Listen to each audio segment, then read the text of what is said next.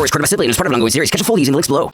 While this arc would naturally end with both Goku and his tormentor destroyed by Oob, what if things didn't have to be this way?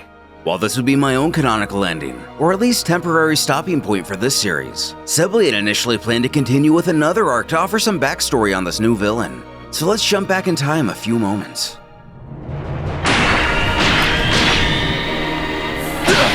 I saw it! Atma Vikanden, Divie Atetsu Provetto! Huh?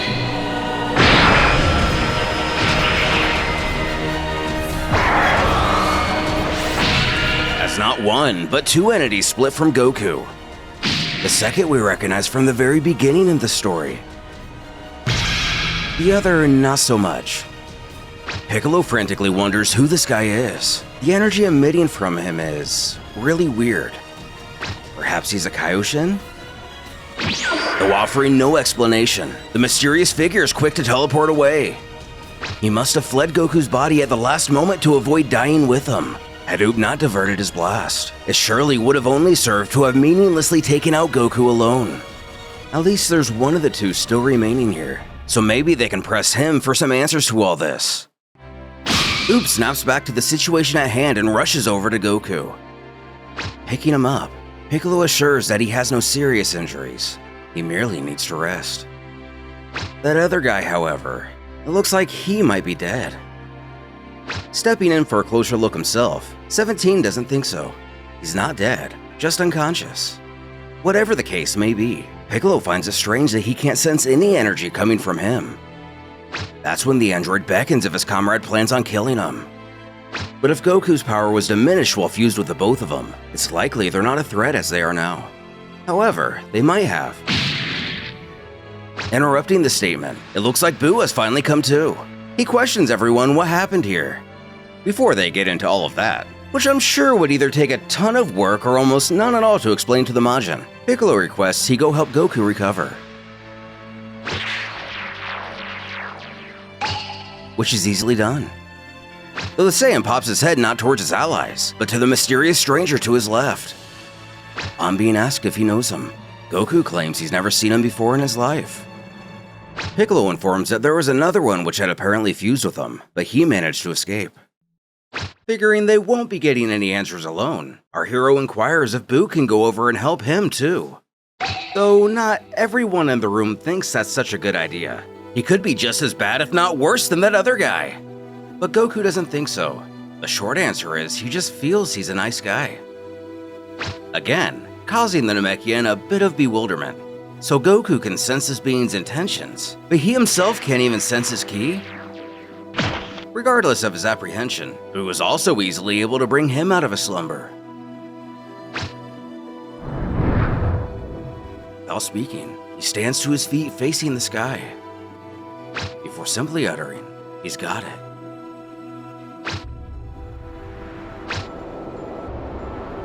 After a few more moments of quiet, Oob suggests to his mentor that since this guy's just been standing there gazing upward for a good minute now, perhaps he ought to say something to him. Before he can do so, the newcomer comments how he was just checking the most recent events that occurred here. He knows they have a lot of questions. He explains that his name is Antok, and that fiend that they let escape is called Pauk. Piccolo tries to figure out how he knew the other escaped if he was unconscious the whole time. And reading his thoughts, Antok tells how he can see the events of his current location. When they happened or whether he himself was physically present is not a factor. In other words, he can see through time. And a long time ago, when life was only beginning to flourish in this universe, he and Pauk fought a mysterious evil energy that destroyed all galaxies in its path. Unexpectedly, this energy would take a tangible form, making it much more powerful in the process. All would seem lost, and the universe would be destroyed before it ever had a chance to become what it has.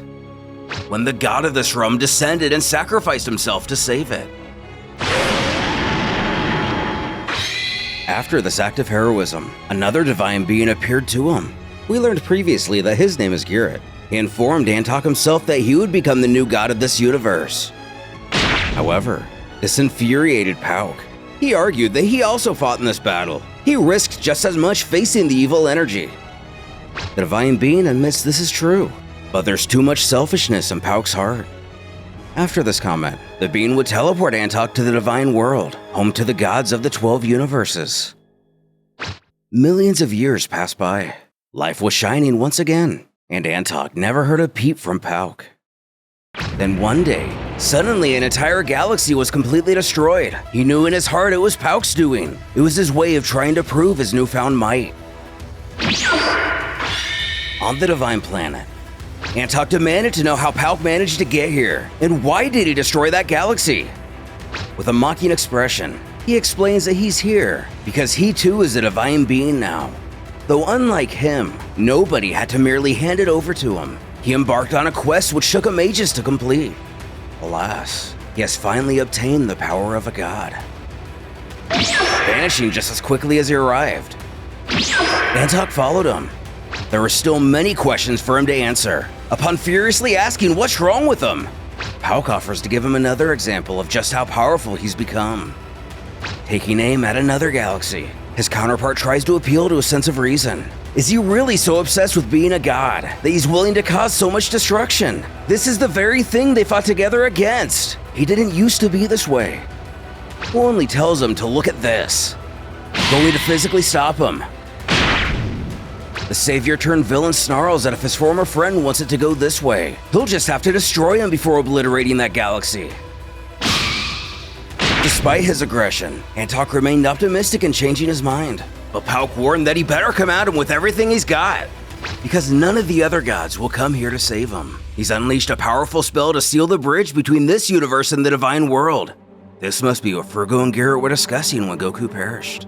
In that timeline, killing Pauk would have undone the spell.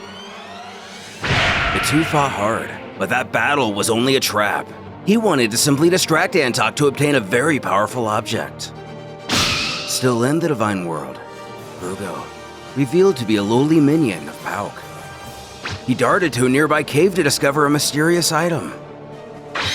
Spotting it, he narrows his eyes and chuckles that his master will finally be the Lord of the Universe with this.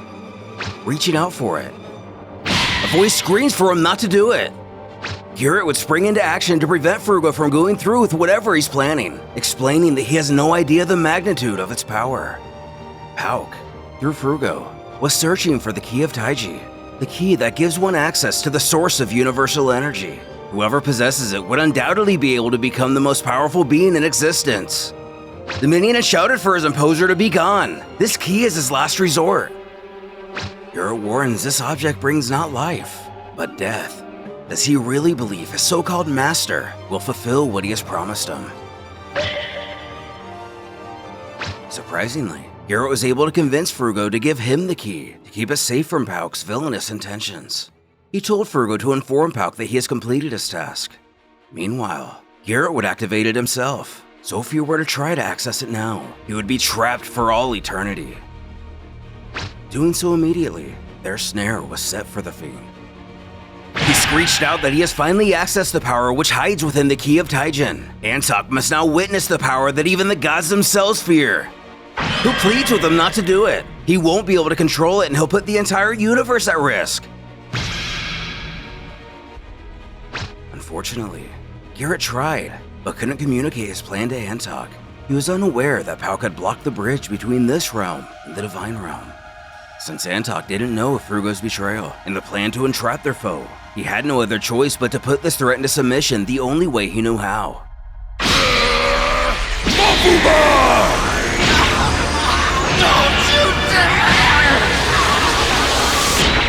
Utilizing a very familiar technique. The only real difference between the evil containment wave that we know is that Antok used his own body as a container to seal Pauk's spirit within.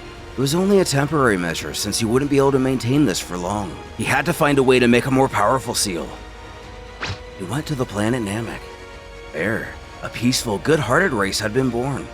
On this world, he could manufacture a seal which could flourish for lifetimes to come. Though it would still be far from perfect, it would allow him to seal the villain within his own body indefinitely. But to do so, he himself would have to merge with one of their elders, giving up his life as he knew it.